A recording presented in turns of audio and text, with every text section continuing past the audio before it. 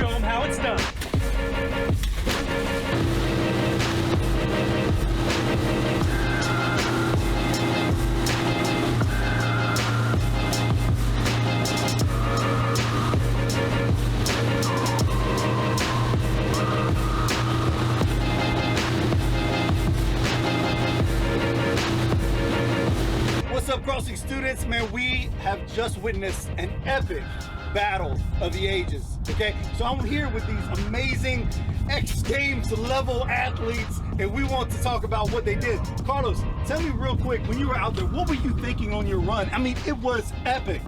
I mean, 11 years I haven't wakeboarded, and I mean, just to get up, I'm proud of that, so that's a dub. You did it, man. Listen, Cole, that's Cole.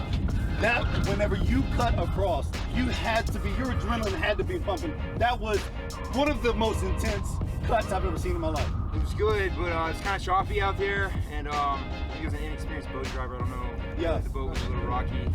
I don't know. I just wasn't really. I'm not good with that run, man. I let you guys forward. Well, listen, we all do. I promise you that. Now, I want to know real quick, Pastor Trent, that was it a backflip? Was it a 360? You did something out there that I haven't seen done in a long time. Started wakeboarding when I was about 2 years old. My father used to take me on the river, and so that was a backflip, a bona fide backflip, and I hit that. At first, I didn't know with the weather conditions, it's a little rough right now, but when I landed it, I mean, I said a quick prayer, and it was amazing. You know what I noticed? When you're out there, the water looks different. The atmosphere looks different. Even the sun was shining differently. And there's something special when you're on the water. A lot of people tell me that when I get on the water, I'm like a majestic unicorn guiding across the water. I feel like God stepped in and shined a light just on you and not on these losers for some reason. That's what I prayed for right before the run. Right. Well, listen, we're going to find out from you who the winner is. So I want you to comment in the message below and let us know who you think was the best, epic, most amazing wakeboarder of the day. Y'all let us know.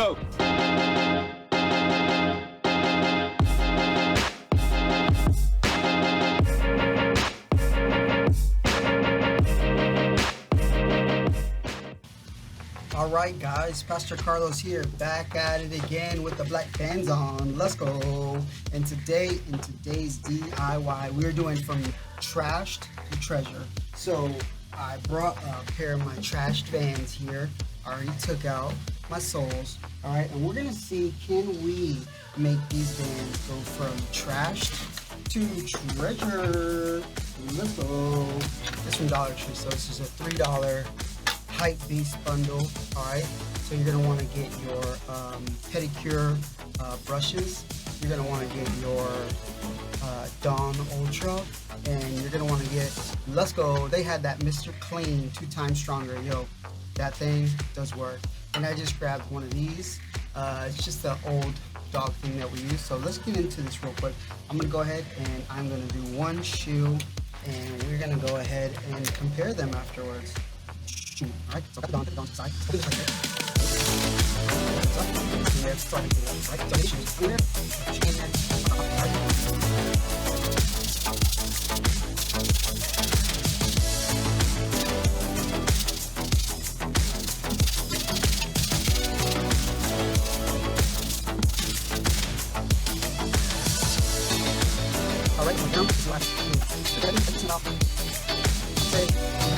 go. It's still there a little bit, but don't bother me. It looks like it's part of the shoe. All right, so let's look at the shoe. I mean, you know, there's that.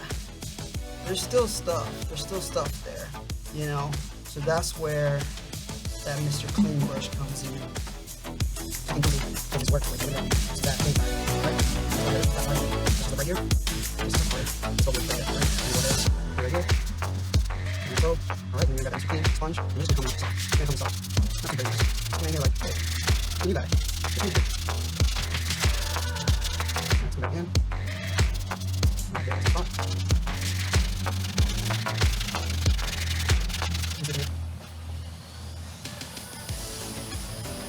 Not too bad, actually.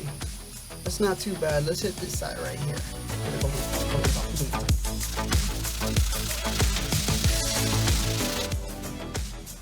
Yo, that's pretty fresh.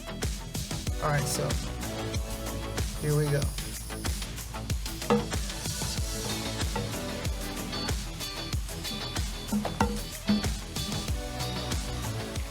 Let me know your thoughts, guys.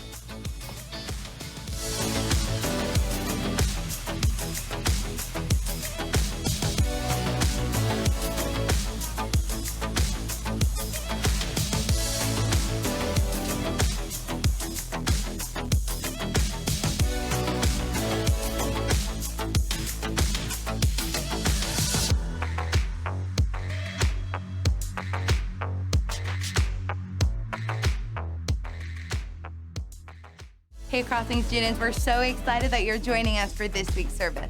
As you may already know, school is starting in just a couple of weeks, and we have the perfect way to kick off this school year by celebrating with our Back to School Bash service.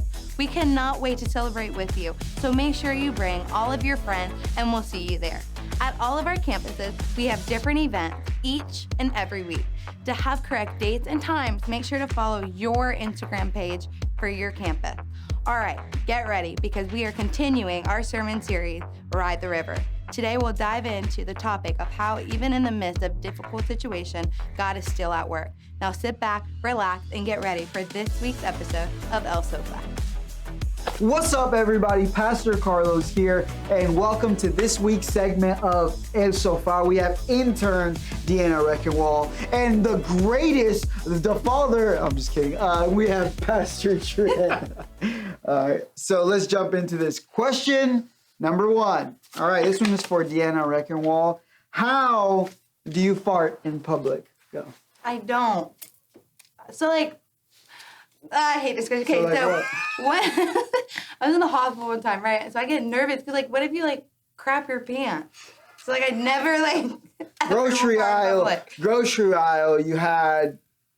So you're saying you do not fart in No, public? you go to the That's a bathroom. lie. Clearly you're lying.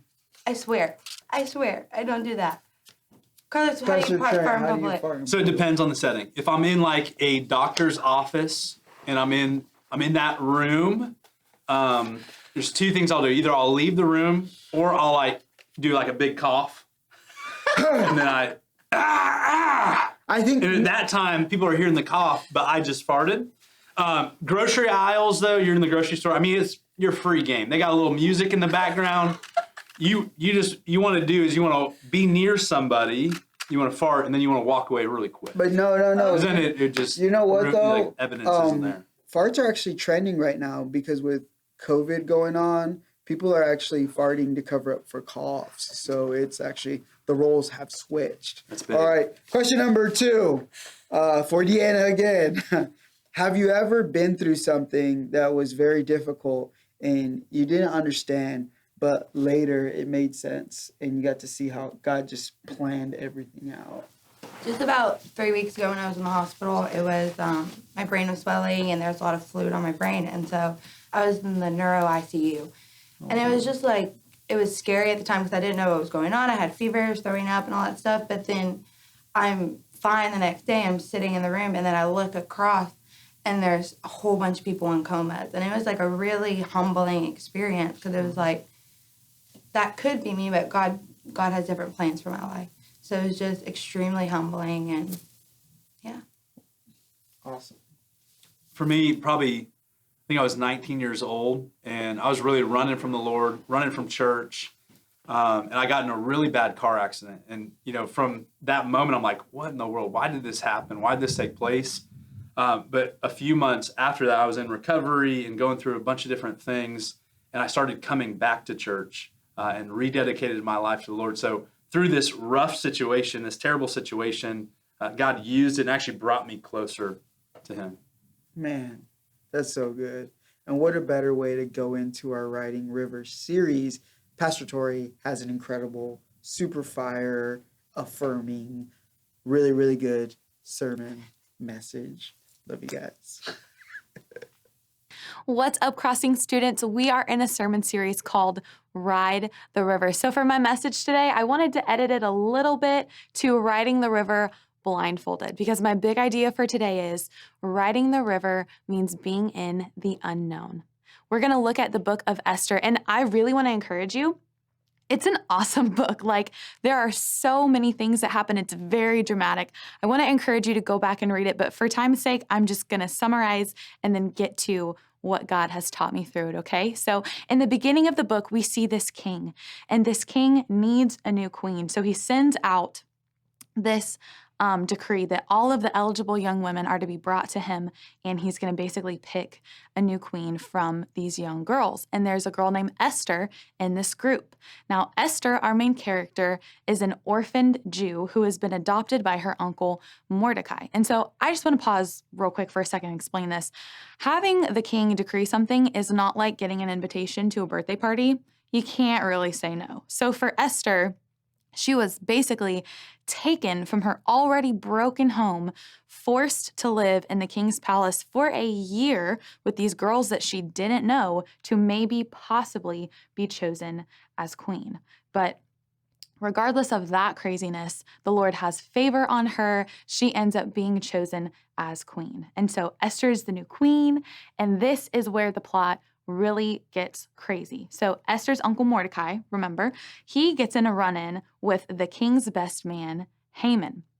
So Haman decides, I hate Mordecai so much, I'm going to get rid of him and every Jew that lives in our kingdom. So Haman tricks the king into signing a decree that says all of the Jews will be killed on this certain date in the future. And so Mordecai goes to Esther, who is the queen, and says, Esther, you are probably the only person that has this audience with the king. You have to say something. You have to save us from this death that is going to be upon us. And Esther is, struck with fear. She knows the law. If you go before the king when you're not being called, he could kill you. And so this is where we want to pick up in the scripture. Esther 4:11 through 17 says, all the king's servants and people of the king's provinces know that if any man or woman goes to the king inside the inner court without being called, there is but one law, to be put to death, except the one whom the king holds out the golden scepter so that he may live. But as for me, I've not been called to come into the king these 30 days. And they told Mordecai what Esther had said. Then Mordecai told them to reply to Esther, do not think to yourself that in the king's palace you will escape any more than all the other Jews.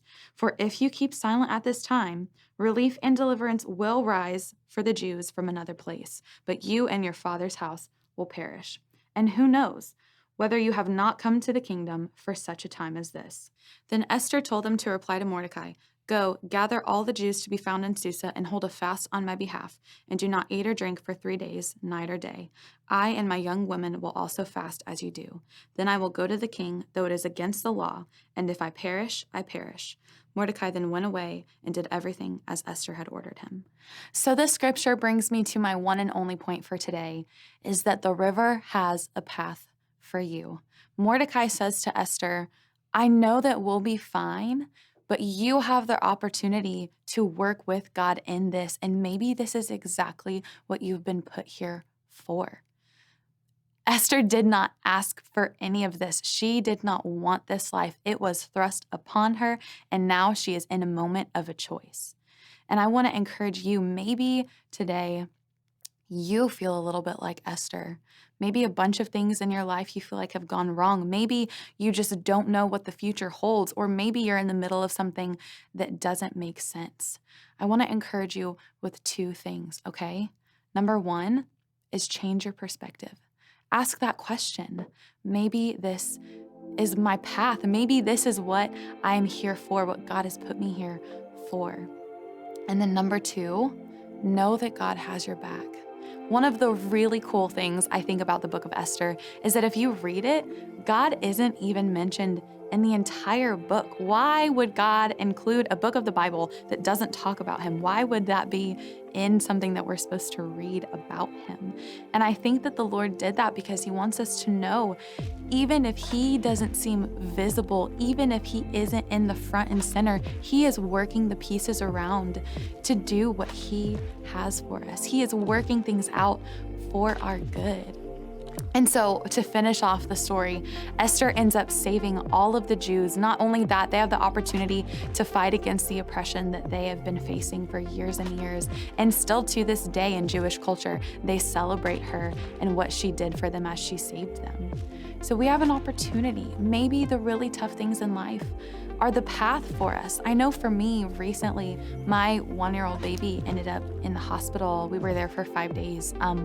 We discovered that he had a birth defect that we didn't know about until now, and we're gonna have to continue to walk through healing for him. And being in the hospital was really tough. I know that Deanna talked about it a while ago, but it's really tough. And in the hospital, those 2 things I had to say to myself over and over: change your perspective.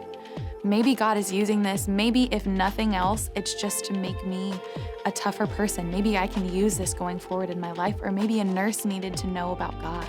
Maybe this can be good. And then I had to tell myself over and over, God has my back. I know that God loves me. He doesn't do anything to harm us. He only wants to protect us, keep us safe. And so I know that those 2 things gave me hope and got me through. So I want to encourage you guys with those 2 things today. I don't know what you're going through, but I know that the Lord does, and he sees you. And so I want to leave you with those 2 things. Change your perspective and know that God has your back. Man, what a powerful message from Pastor Tori. We want to remind you, we have live services at all of our campuses for students, and we'd love for you to join in. If you have any prayer requests at all, please DM us on our Instagram, and we'd love to pray for you. You guys have a great night, and we'll see you soon.